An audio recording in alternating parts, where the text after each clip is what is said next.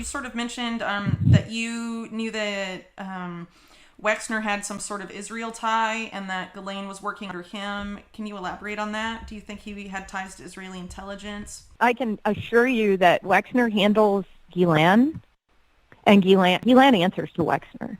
I know that for a fact. So you think she answers more to that's how I knew he was Wexner than like, I don't know, like Israeli intelligence where her dad worked, right? Do you think she's more like under Wexner than... Right. No, I know she's Israeli. Well, Wexner is Israeli intelligence, 100%. And I know that's where she got all of her funding to do this scam with Epstein. I know that.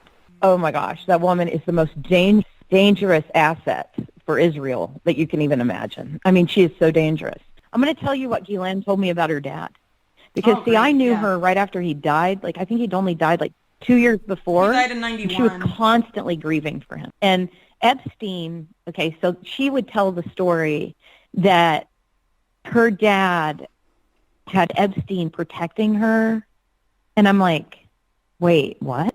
This is weird. So she would say that Epstein was kind of assigned to her to take care of her because her dad, like right before her dad passed away. But her dad knew him. She said to me, he was assigned to me to protect me because my dad died. And I was like, I don't understand this. And I said, well, what happened to your dad? And I'll never forget this. She said, those cunts pushed him. And I thought she said off the baby Ghislaine. So for years I thought it was the lady Ghislaine. She said those cunts pushed him off of the baby Ghislaine.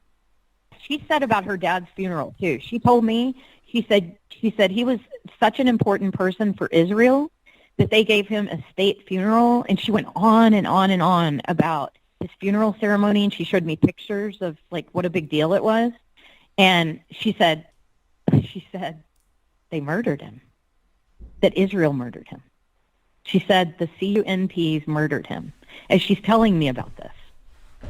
So, like, she's saying Israel murdered their assets.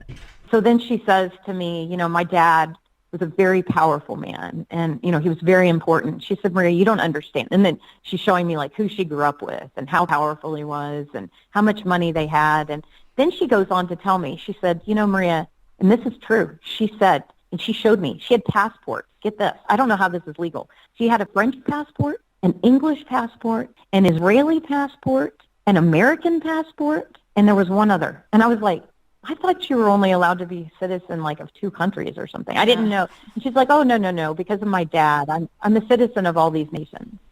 And I'm like, what? So then later when she was talking to me about something one day, she said that the Rothschilds were the greatest protectors of her family. When I called the FBI, I'm going to tell you what I told them. I said, I know this is strange, but I have a report to make on someone that I've been working for that recently kidnapped me. I said, I know this is weird and embarrassing, but I have to tell you because I need to know if he's a pedophile. And they said, who are you talking about? And I said, okay, well, his name is Jeffrey Epstein. And I said, and her name is Ghislaine Maxwell. And I said, but here's what's important. It also involves the Clinton family.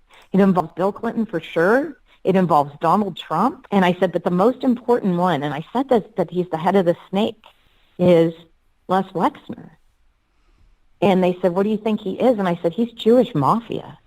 And they said, what do you mean? And I said, what do you mean, what do I mean? Yeah, I said, what do you mean, what do I mean? I said, he's not Italian, he's Jewish, and he's mafia.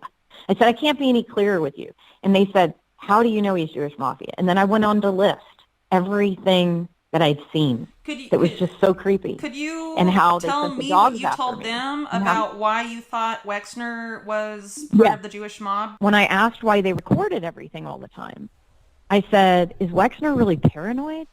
And he said, Epstein said, that's one way of saying it. He keeps everything. He records it all. He said, I record everything, and I keep it for Wexner in the safe.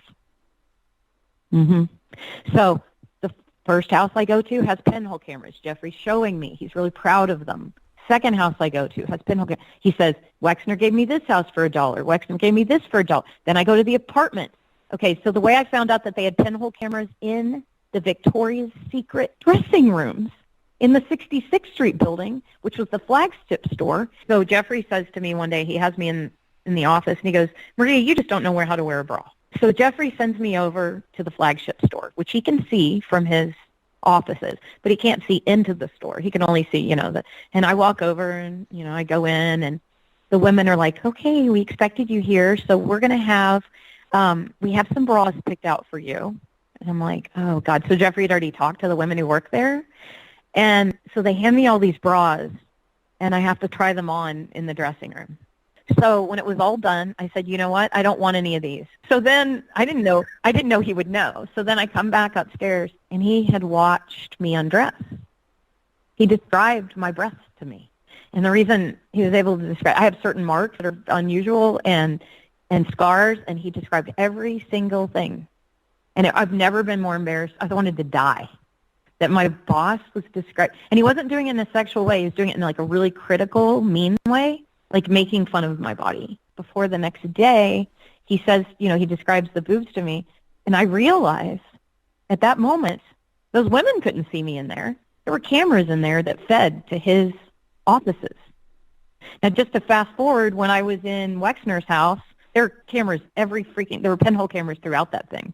And Jeffrey, again, is like, oh, look at all the pinhole cameras. And Ghislaine says, you need to be careful. We can see everything. When I would go to the restroom or take a shower or anything, Ghislaine would call me, and from the speaker, and this is in New York, sometimes in London, in different places, she would say, get out of the loo, get off the toilet. You have to come, she would start screaming at me. And I was on the toilet. And I'm like, what's happening? So then later Jeffrey's like, oh, yeah, everything's being fed to Abigail. I was the only, non-Jewish employee. That was the other thing. They wouldn't have people around that weren't Jewish. It was really weird. They go to, the only people, now, of course, all the people they raped were never Jewish. That was another rule, I think. I mean, maybe it wasn't a rule, but it seemed to be. But the children were never Jewish. The other thing about Wexner is as soon as you cross into Ohio from Kentucky or wherever, you get the first building you see is the Abigail Wexner Center for Women. I was like, you got to be kidding me. And then their buildings dot the whole state. So no matter where you are, you see Wexner this, Wexner that. But then when you go to the bathroom, especially as you get close to Columbus, there's human trafficking signs everywhere, Whitney, everywhere. So when you go to the bathroom in Columbus, on the door it says, do not speak to anyone, do not walk with anyone, go back to your car. I mean, there's instructions on how to not be trafficked. And I'm sorry, I don't believe in coincidences at all. I don't believe in them. And years ago, when I was in hiding, I was listening to this show, and it said, did you know that all human trafficking begins and ends in Columbus, Ohio? Isn't that interesting? And I'm like, what? So human trafficking from the United States, even if they get the kid from Phoenix, before they take him to Mexico, they go to Columbus. What are the chances? I mean, wow. He owns Columbus, yeah, and it's the hub. Now, it's not the number one. L.A. is the number one center for human trafficking now, but at the time it was Columbus, and it's still Columbus is number 3. And it's not the third biggest city, and it's also the place where they all go. They all go to there before they leave the country or go to wherever they're going. They go to Columbus first. Why? Why do they take everyone to Columbus first? So Jeffrey and Ghislaine, they were at the estate. They came 3 times to visit Wexner while I was there. And they would go meet with him, and then they'd come back. And Ghislaine said they were working on all these Israeli charities for students and for, Jewish people. Mm-hmm. And I remember thinking, oh, that's weird. And she was like, you don't understand our loyalty to Israel, Maria. You don't understand our loyalty. She's like, unless you're a dual citizen, you just don't get it. She's like, your people could never understand. She would say, my people, your people, the chosen ones, all that bullshit. This is how this woman spoke to me. Yeah, this is how these people think, Whitney. They, honest to God, think their DNA is better than everybody else's. I swear to you. It was a theme all the time with them, with Eileen Guggenheim, with Jeffrey Epstein, with Ghislaine. It was a theme. Jeffrey was a lot less horrible than Ghislaine as far as a human being, just being around her, because she was raping just as many children. It's just unfortunate that all the Jewish people I met also happen to be pedophiles that run the world economy. you know? So it gives you like a bad taste in your mouth. But anyway, when I was supposed to be able to use this country club, and when I called Ghislaine and asked why I couldn't eat there, she said, it's a Jewish country club. You're not Jewish. They're not going to serve you. Yeah, you wouldn't believe the way Jeffrey and Ghislaine spoke about African Americans. It was like, it made my skin crawl. Anybody who was not Jewish, and you're right about this, but the way they spoke about them, it was really horrifying. And it showed me a great deal about how these people truly believe that they're chosen to do something here. I don't know. It's unbelievable to me. I mean, and it was every one of them, the way they spoke. And one time I heard Isabel say to her mother, Eileen, Mommy, why do you call Maria a nobody? And she said, honey, Isabel, Maria is not a Jew. She is a nobody. Well, Ghislaine did make it very clear to me that Annie was very lucky to be able to carry a Jewish baby. That was another thing. She said she would have been so lucky. See, they constantly made it very clear to me. You can't eat at the country club because you're not a Jew. You can't, and I mean, it's like they get hit with a soccer ball in the gut. I've told every news network, and they go, oh, we can't talk about that.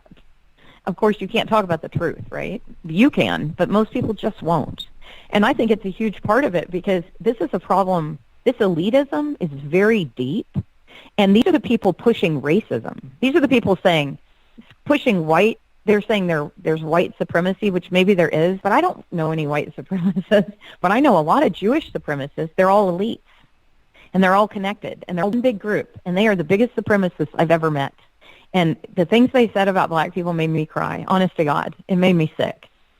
I was like, I can't. And they make it very clear. They made it very clear that I was a servant because I was white. I was a white servant. Yeah. It was made very clear to me.